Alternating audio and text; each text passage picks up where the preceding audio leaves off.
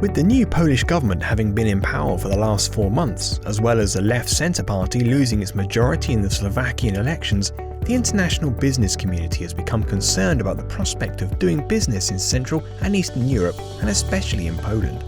You can get spikes in interest in Poland in the international business news, and it hasn't been so positive recently. So it's been really important for the Deputy Prime Minister to come out here and actually talk directly to investors, to listen to their concerns, and to try to tell, to put his side of a message across, because I think for the international business community, he's a very important figure.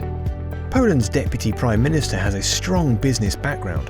He was present at MIPIM to discuss his development plan for the country and to reassure foreign investors that the investment environment in Poland hasn't changed. Over the next couple of years, Poland will develop very, very strongly.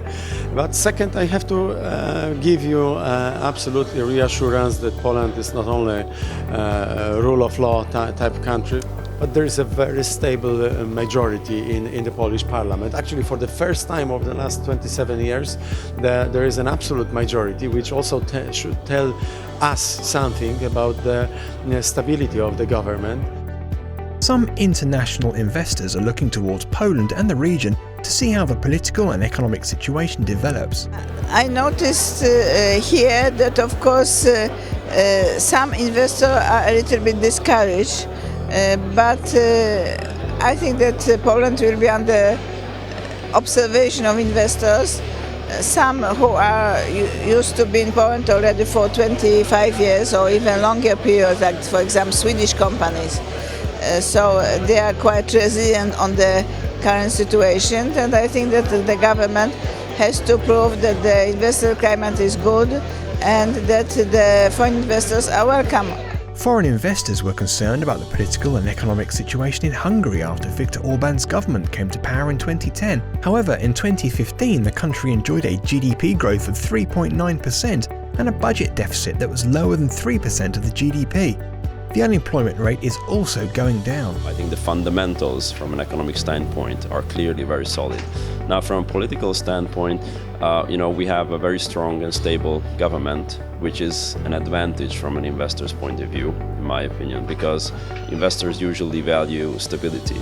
And so we have now a government which is running its second term with a 2/3 majority.